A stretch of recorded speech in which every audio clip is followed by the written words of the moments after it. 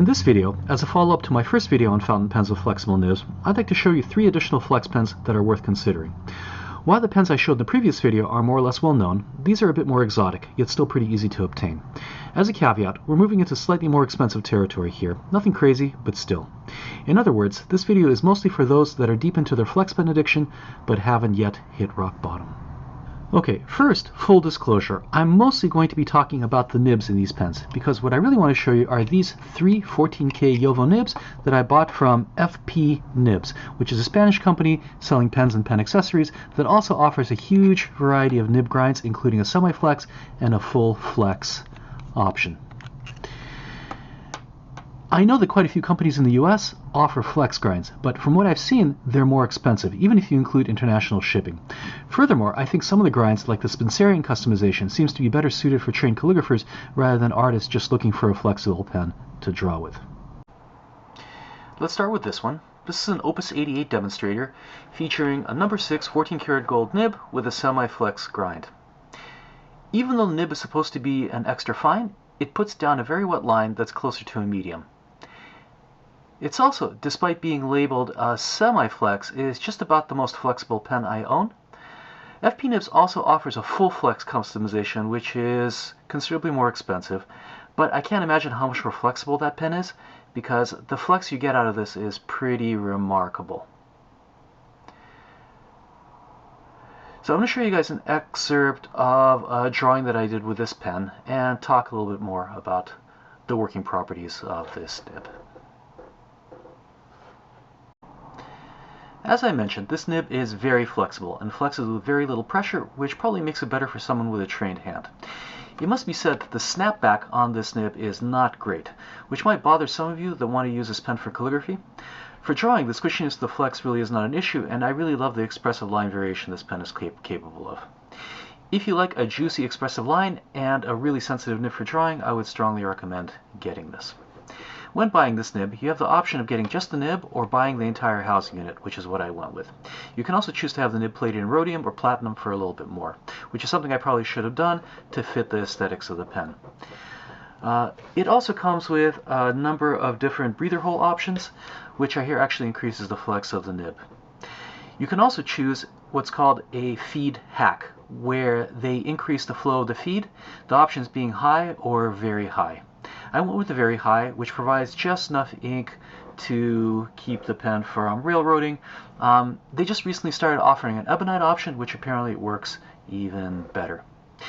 Now, the nib and housing for this nib will fit into any pen that uses a number 6 Jowo nib unit.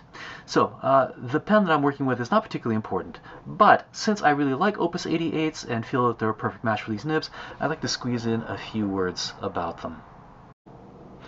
First of all of these Opus 88 pens are eyedroppers, which means that to fill them, you need to open them up and use an eyedropper.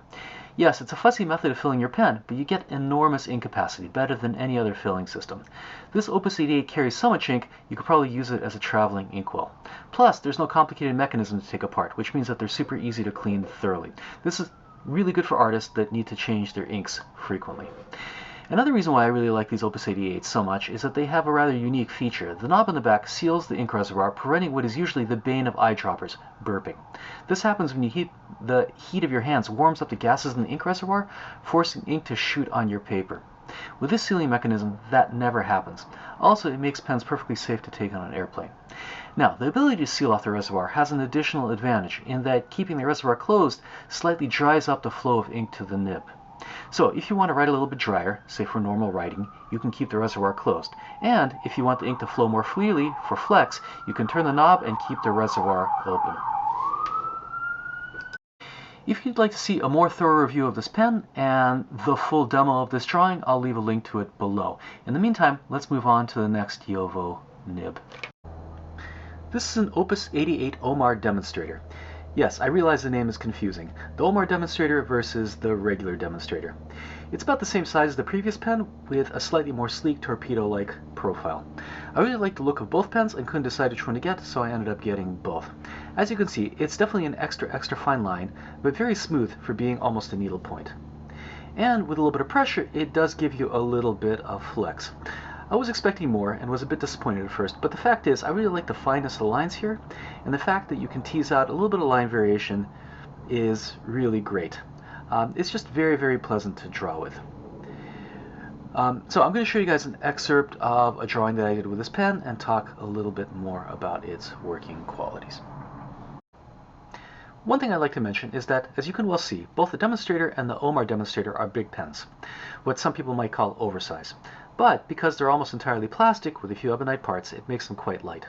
Even though I'm used to working with the slim profile of dip pen holders, I find drawing with these pens to be super comfortable. As for the nib itself, this is advertised as a number 6 14K Jowo quote soft nib. The shoulder cutouts are standard and not a customization. These cutouts add just a touch of flex to the pen, I would say about the same as the line variation in a Pilot Falcon. It also gives the pen a very pleasant springiness to it, almost like a car with excellent suspension. I wanted a pen with a very fine line, so I ordered this nib with an XXF grind. FP Nibs also offers a triple extra fine option, and I can't imagine how thin it would be. The fineness of the line allows me to do certain hatching techniques where I want the lines to fuse together to create the illusion of value. Again, despite this being such a fine nib, I found this grind to be exceptionally smooth even on relatively crappy drawing paper. As for the flex, yes, it's not great, but since the line without pressure is so fine, just a little bit of line variation actually makes a big difference. So if you're looking to draw very small or to use very fine hatching and want a nib that gives you just a touch of line variation, I would highly recommend this nib. Not a nib for all purposes, but the fact is when it comes to art materials, and this probably is a universal principle, specialized tools work better for the intended task than something that is universal. In other words, a Swiss Army knife is great, but if all you need to do is tighten a screw, a regular screwdriver works better. If you want to see a full demo of this entire drawing, I'll leave a link to it below. But in the meantime, let's move on to the most recent discovery, which has quickly become my absolutely favorite drawing tool. Now, if you're looking for a smaller pen with the same features, an eyedrop filler with a reservoir sealing mechanism, this is an Opus 88 Picnic. This pen normally comes with a number 5 steel Jowo nib, which is excellent by the way, that I've replaced with a 14K Jowo nib, again with a semi-flex custom grind from FP Nibs. As far as I can tell, this is a new offering, and I'm very happy to tell all of you that it's fantastic. My absolutely favorite flexible pen. The nib is an extra fine, and unlike the number 6, it actually writes like an extra fine for normal writing. With flex, it opens up quite a bit, well over 1 millimeter. In terms of feel, this is very close to the excellent snapback found in my vintage flex pens. Definitely much snappier than the number 6 nib I showed you. Okay, let me show you an excerpt of me drawing with this pen while I talk about its working properties and why I think it's so darned special.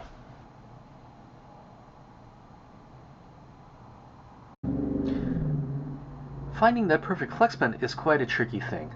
There are, to my mind, 4 factors to consider. The first factor is flow. Does the feed provide enough flow so that the pen doesn't railroad or stop writing altogether while flexing? If the answer is yes, then sometimes there's too much of a good thing. The flow can be so generous that the pen writes too wet, so when you flex it, it leaves puddle-like lines that take forever to dry. The flow in this nib is perfect, just generous enough to keep up, but not so generous that it writes like a fire hose. The second factor is the amount of flex. For calligraphers, huge flex is prized, but for drawing, that requirement of line variation is simply not as great. If you look at pen and ink drawings of the masters, you'll see that they employ line variation, but nothing crazy. In fact, I can't think of a single master that employed anything close to a line requiring a wet noodle fountain pen. So, while a pen with tremendous line variation is certainly great to have in your arsenal, and certainly fun, for drawing it's not a strict requirement. This pen is by no means a wet noodle, but the line variation is really as good as it needs to be. The line width with a maximum pressure exceeds that of the very flexible Pilot 912 FA, which is very, very impressive. The third factor is pressure control. Does the pen flex with the slightest of pressure, or do you need to throw your entire body weight into it in order to get it to flex? Some pens are so delicate that they require a lot of practice to use. The first pen I showed you falls under that category. A noodler's Ahab, on the other hand, is so stiff that you feel like you're about to tear the paper by flexing it. This one, to my mind, is absolutely the perfect balance. I can draw with a normal line without worry, and the amount of pressure required to flex is just right. The fourth quality is snapback. Does the pen go from flex to regular writing in an instant? This property is once again more important to calligraphers, but when drawing it's also something to consider. While I absolutely adore the number 6 nib I showed you in the first pen, the slightly slower snapback takes a little bit of getting used to, where this pen bounces right back which just makes it easier to control. The fourth factor is reliability. Does the pen have hard starts? Does it burp ink? Does it leak everywhere during storage? This is a huge issue with vintage pens and why I don't recommend them for normal studio use. In this case, the reliability is perfect. I really can't tell you how happy I am to have discovered this pen. To my mind, it's better than the Pilot 743 FA and the 912 FA, the two best modern flex pens out there, and cheaper than both. It also absolutely approximates the very best performance of vintage flex without all the irritating issues of reliability that come with using an antique pen. This one is very highly recommended. My only gripe is that the Picnic doesn't come in a perfectly clear demonstrator version, so I had to settle with green. I guess I have a touch of OCD, but to me having a green color limits the color of ink I can put into it. Okay, just to quickly review. This is the Opus 88 demonstrator with a number 6 14K Jowo nib with a semi-flex modification. This nib is super flexible, opening up to about 2 millimeters with very little pressure. The snapback on it is a little slow, which might frustrate those interested in calligraphy. For drawing, however, it's absolutely wonderful, offering an expressive, sensitive line with a lot of variation. Then we have the Omar demonstrator with a 14K, quote, soft Jowo nib with an extra fine grind. Despite having such a fine point, it's remarkably smooth. And though it doesn't offer a lot of line variation, it's great if you want to work small and need a little bit of line variety to go with it. This approximates the flex of the Pilot Falcon and the Pilot Custom 74 Soft Fine. And then, lastly, the current favorite of my collection, an Opus 88 Picnic with a number 5 14K Jowo nib with a semi-flex modification. This one to me is just the perfect pen in every way. Great flow, fantastic line variation, and perfect springback. This pen, as I mentioned, is the closest thing I have in a modern pen to vintage flex. Highly, highly recommended. Furthermore, and though I've yet to try this, I'm certain that since this is a number 5 Jowo nib, it would work quite well in quite a few other pens, such as a TWSBI 580, the Mini, or the Mini VAC. I hope all of you found this review useful. As always, if you have questions, recommendations, or castigations, leave them below and I'll be happy to reply.